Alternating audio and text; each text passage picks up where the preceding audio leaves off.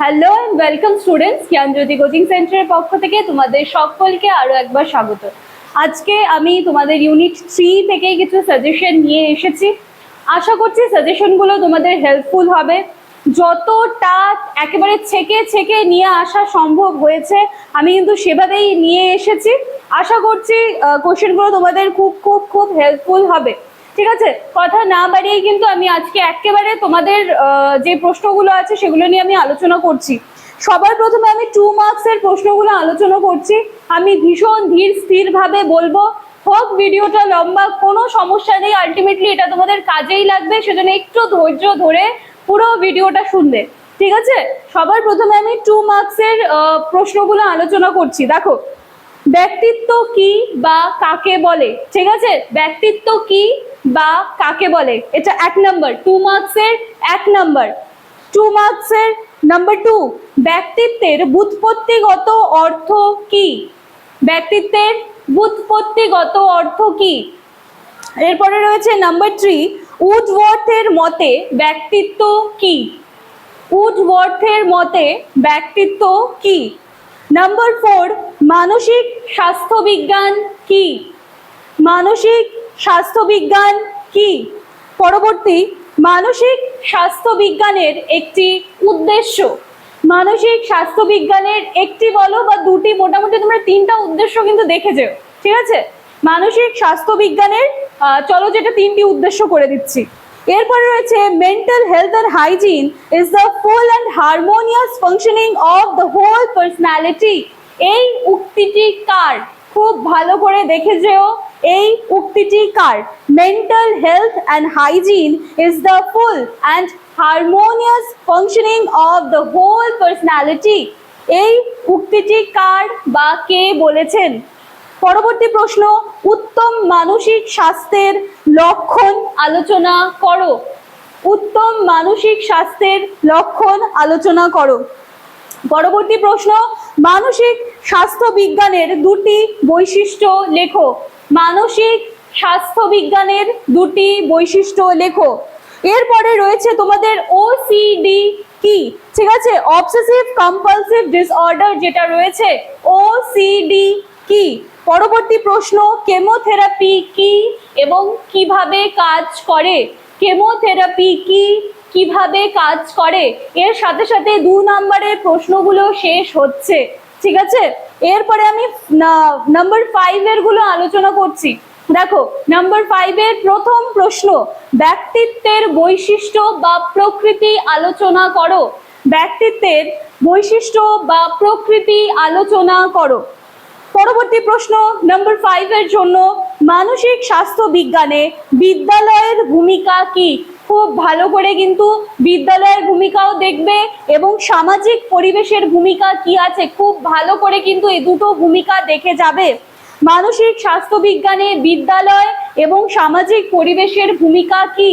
ঠিক আছে, এরপরে রয়েছে WHO এর মতে মানসিক স্বাস্থ্য কি? WHO এর মতে মানসিক স্বাস্থ্য কি? ঠিক আছে, পরবর্তী প্রশ্ন, মানসিক স্বাস্থ্যের বৈশিষ্ট্য আলোচনা করো। নাম্বার 5 এর জন্য মানসিক স্বাস্থ্যের বৈশিষ্ট্য আলোচনা করো। পরবর্তী প্রশ্ন, উত্তম মানসিক স্বাস্থ্য গঠনে শিক্ষকের ভূমিকা। এটা কিন্তু খুব ইম্পর্টেন্ট, নাম্বার 5 এর জন্য, নাম্বার 10 এর জন্য এটা তোমরা দেখে যেতে পারো। ঠিক আছে, উত্তম মানসিক স্বাস্থ্য গঠনে শিক্ষকের ভূমিকা। পরবর্তী, উদ্বিগ্নতা বা দুশ্চিন্তাগ্রস্ততার লক্ষণ এবং ধরন। খুব ভালো করে এটা দেখেছো, এটা কিন্তু তোমরা 5 মার্কসের জন্য দেখবে, 10 মার্কসের জন্য দেখবে। আমি আরেকবার রিপিট করে দিচ্ছি, উদ্বিগ্নতা বা দুশ্চিন্তাগ্রস্ততার লক্ষণ এবং ধরনগুলো কি আছে। ঠিক আছে, পরবর্তী প্রশ্ন, উদ্বেগের চিকিৎসা বা প্রতিকার। উদ্বেগের চিকিৎসা বা প্রতিকার, এটা দেখে যেও 5 মার্কসের জন্য। আচ্ছা, পরবর্তী প্রশ্ন, জ্ঞানমূলক চিকিৎসার প্রকারভেদ ও চিকিৎসা পদ্ধতির কৌশল। 5 নম্বরের জন্য জ্ঞানমূলক চিকিৎসার প্রকারভেদ ও চিকিৎসার পদ্ধতির কৌশলগুলো কি রয়েছে সেটা দেখে যেও। পরবর্তী প্রশ্ন, কিভাবে মানসিক রোগের চিকিৎসা, সিবিটি কিভাবে মানসিক রোগের চিকিৎসায় ব্যবহৃত হয়? ঠিক আছে, সিবিটি কিভাবে মানসিক রোগের চিকিৎসায় ব্যবহৃত হয়। এরপরে রয়েছে কেমোথেরাপির উপকারিতাগুলো কি কি, 5 মার্কসের জন্য দেখে যেও কেমোথেরাপির উপকারিতাগুলো। এর সাথে সাথে 5 মার্কসটা শেষ হচ্ছে, নাম্বার এর পরবর্তীতে আছে 10 মার্কসের। হ্যাঁ চলো 10 মার্কসের গুলো আমি আলোচনা করছি। প্রথম প্রশ্ন, মানসিক স্বাস্থ্য বিজ্ঞানের পরিধি আলোচনা করো, 10 মার্কসের জন্য। মানসিক স্বাস্থ্য বিজ্ঞানের পরিধি আলোচনা করো। নাম্বার 2, উত্তম মানসিক স্বাস্থ্য গঠনে শিক্ষা প্রতিষ্ঠানের ভূমিকা। খুব ভালো করে কিন্তু এটা দেখে যাবে, উত্তম মানসিক স্বাস্থ্য গঠনে শিক্ষা প্রতিষ্ঠানের কি ভূমিকা রয়েছে। পরবর্তী প্রশ্ন, মানসিক স্বাস্থ্য বিজ্ঞানের উদ্দেশ্য সমূহ উল্লেখ করো। মানসিক স্বাস্থ্য বিজ্ঞানের উদ্দেশ্য সমূহ উল্লেখ করো এবং এর সাথে সাথে এর পরিধি সমূহ ব্যাখ্যা করো। ঠিক আছে, এর উদ্দেশ্যগুলোও দেখবে এবং পরিধিগুলোও দেখবে।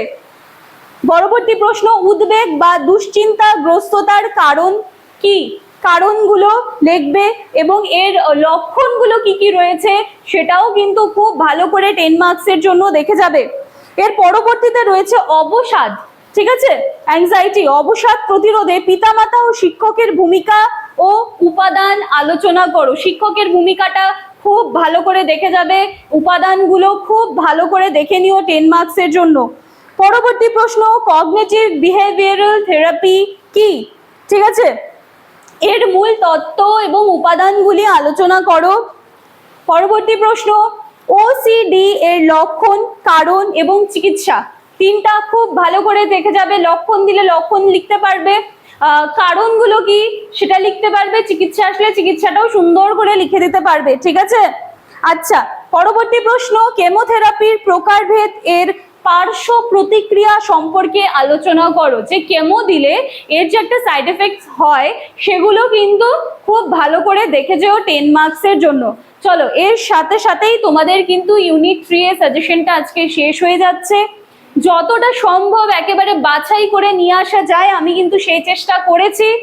আশা করছি এগুলো তোমাদের কাজে লাগবে, হেল্পফুল হবে। আমি ভীষণ ধীর স্থির ভাবে বলেছি, সুন্দরভাবে পজ করে করে কিন্তু জিনিসগুলো শুনে নাও, সুন্দর করে জোগাড় করো, উত্তরগুলো ভালো করে পড়ে যাও, খুব সুন্দরভাবে পরীক্ষা দাও। তোমাদের সবার এক্সামের জন্য অল দ্য বেস্ট। দেখা হচ্ছে পরবর্তী সেমিস্টারে। Thank you.